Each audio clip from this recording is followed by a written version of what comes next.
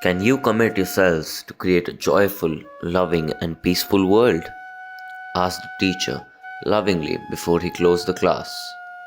I heard myself saying aloud, "Yes!"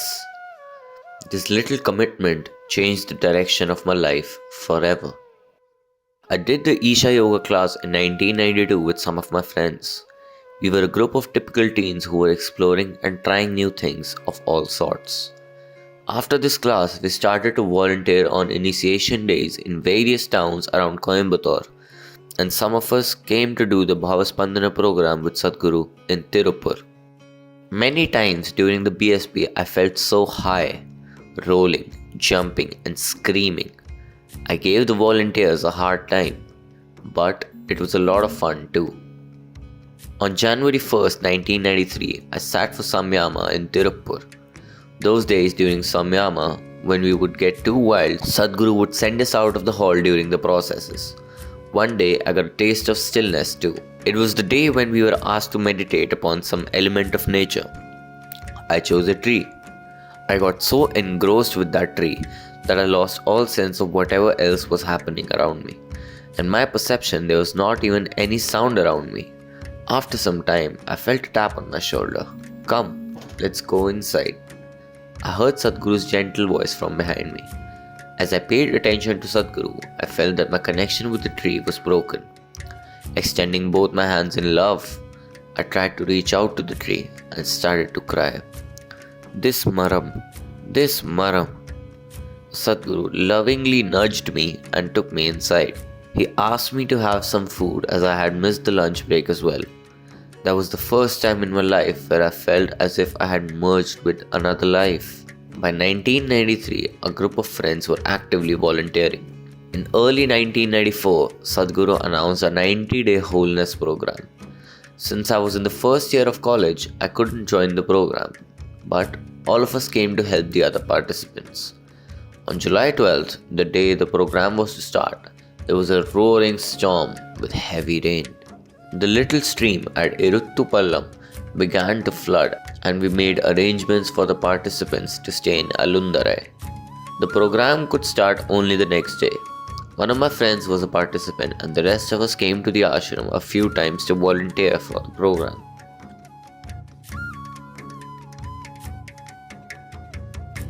In 1996, some of my friends were going for the Dhyana Yatra, and I had gone to the railway station to see them off. When I entered the train to find them at their seats, we came to know there were some last-minute cancellations and some seats were available. "Why don't you come with us?" asked my friends.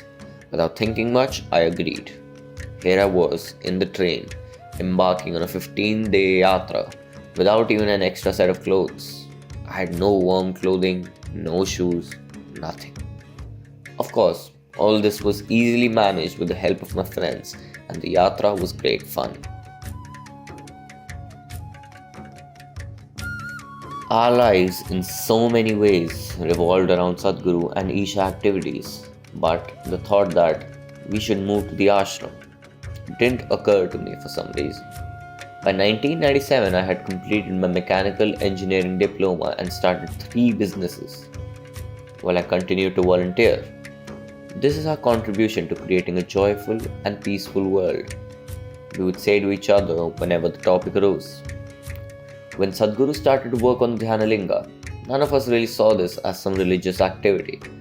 We simply knew that whatever Sadhguru is doing must be for the well-being of the people. Since I had an engineering background, I used to rejoice that I was called to support some of the construction activities related to the Dhyanalinga. One such eventful day was February 14th of 1998, when the linga was to be fixed into the Avudayar. The day before, I had gone to the ashram and made some markings on the linga and the copper vessel into which it was to be inserted the next day. The evening, I went to Coimbatore to attend the wedding of my business partner's brother.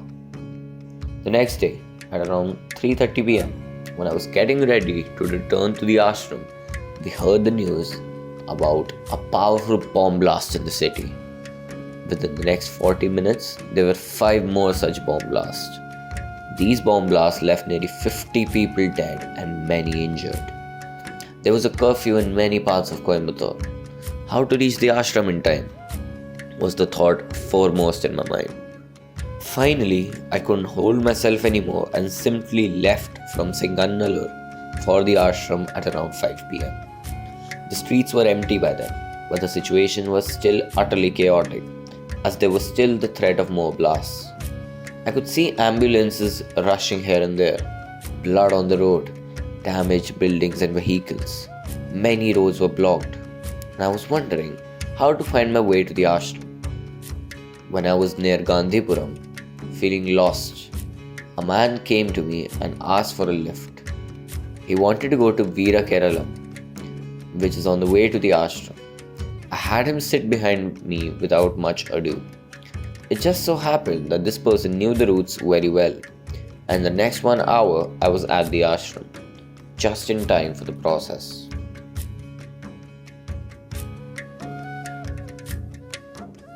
One of the most touching moments with Sadhguru happened during those days. One day, I was in Triangle Block during the day and I saw Sadhguru coming in. Seeing him looking here and there, I ran up to him to ask what he was looking for. "Is there anything to eat?" he asked. Our morning meal was over, but I ran around and somehow found a few oranges. I knew that for Sadhguru to ask for something to eat, his last food intake must have been many hours before. It pained me that I could only find oranges to offer him. I sat down beside him, peeled the oranges, took the skin off of each slice, and kept them on a plate for him to eat. Sadhguru ate each slice slowly, as if relishing it intensely. Till today, the opportunity to offer him something with my own hand has been one of the highest moments of my life.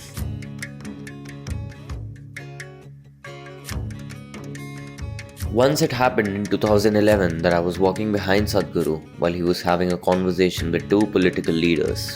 Suddenly, Sadhguru turned back and asked me, "How many departments do you coordinate, Swami?" "A few, Sadhguru," I replied. "How many people?" "Maybe 100, 150, I said, as I had never counted the number. "See, you don't have to be an extraordinary person to be a leader. All it takes is commitment and holding the well-being of people in your heart," he said to the politician, pointing at me.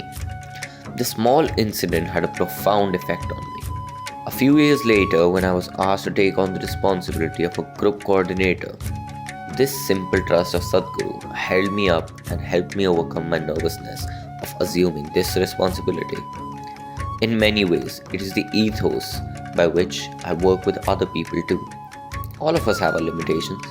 If Sadhguru can accept me and work with me despite my limitations, who am I to resist working with anyone? Another fundamental that drives the decisions I need to take as a part of my activity is that Isha is an organism put together by Sadhguru for the well-being of people in the world at large. Specifically, for the well-being of those who have left everything behind that the world had to offer and have come here to dedicate their lives. It is not an organization.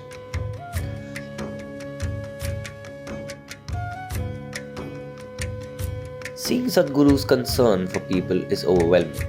Recently, he took a walk with the entire Dhyanalinga team from Dhyanalinga to Sarpavasal. On the way, he noticed many things that needed attention and pointed those out to us.